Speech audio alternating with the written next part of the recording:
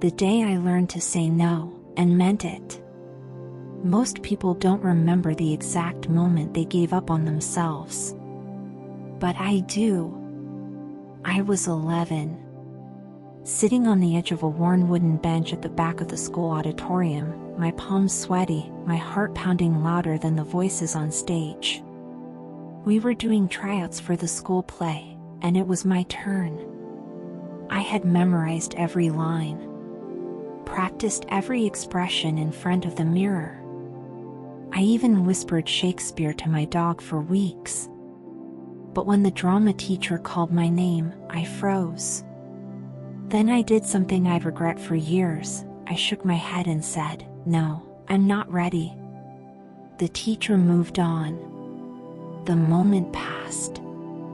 But something inside me didn't. It was like that moment carved a message into my bones: if you try, you'll fail. If you fail, they'll laugh. If they laugh, you won't belong. And so, I built a life around avoiding rejection. In my 20s, I mastered the art of playing it safe. At work, I didn't apply for the big roles.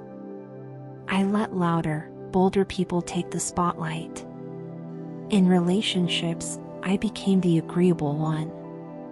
I didn't express what I wanted, feared confrontation, and let others choose for me.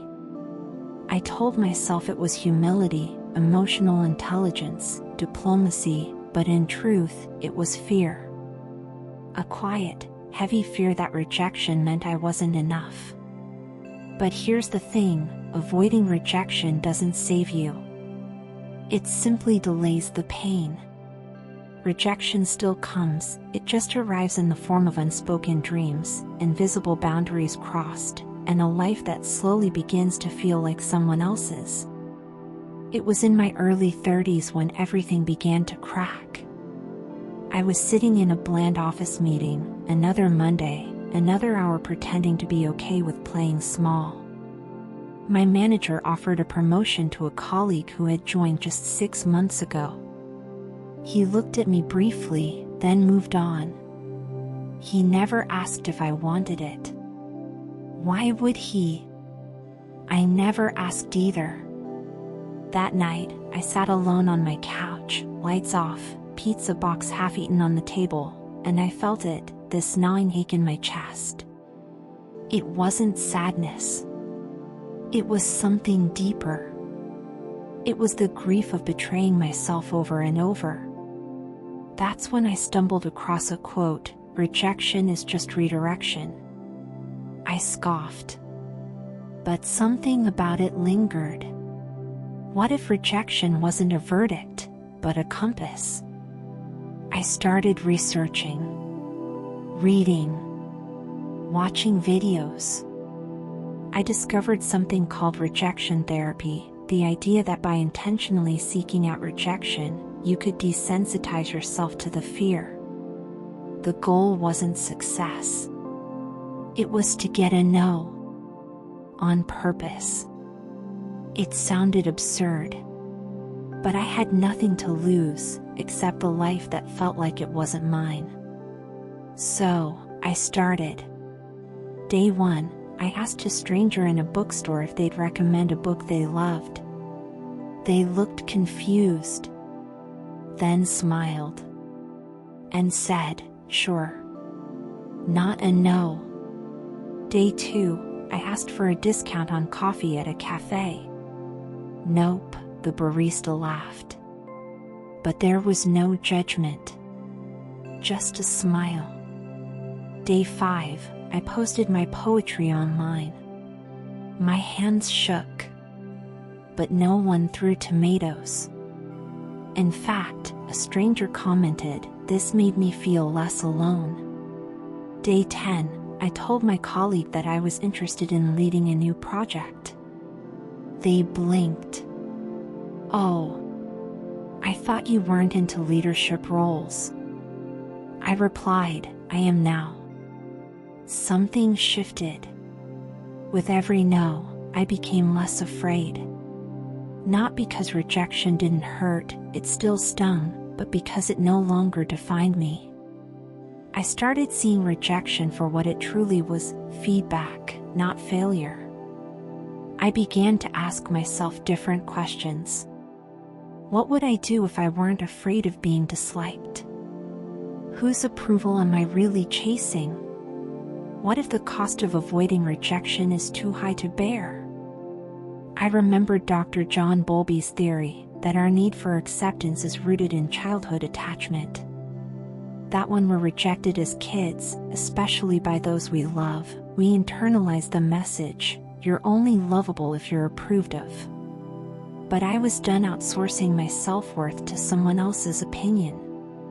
There was one more thing I had to do. I called my father.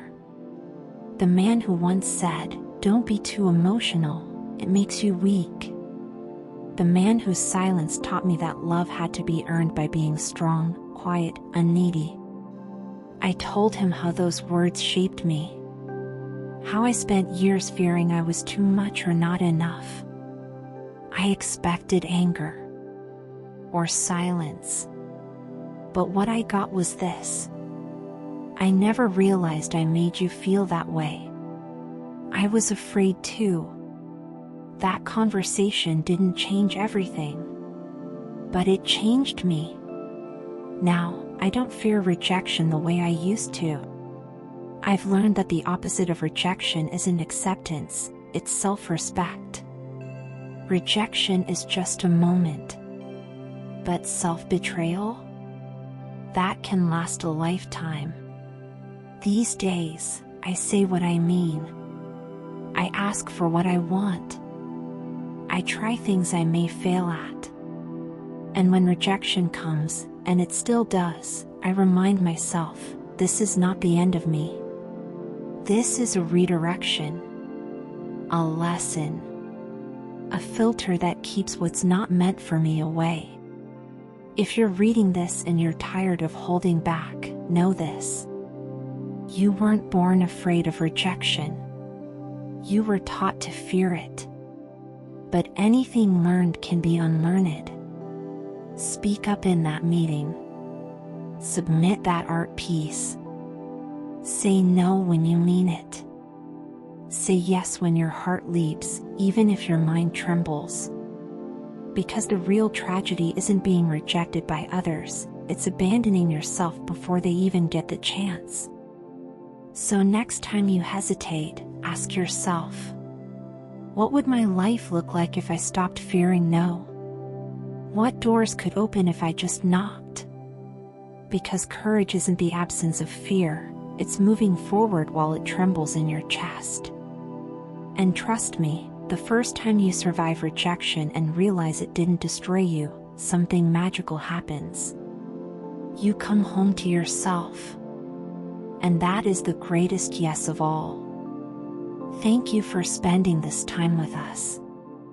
If you found this video helpful, don't forget to like, share, and subscribe to Don't Give Up.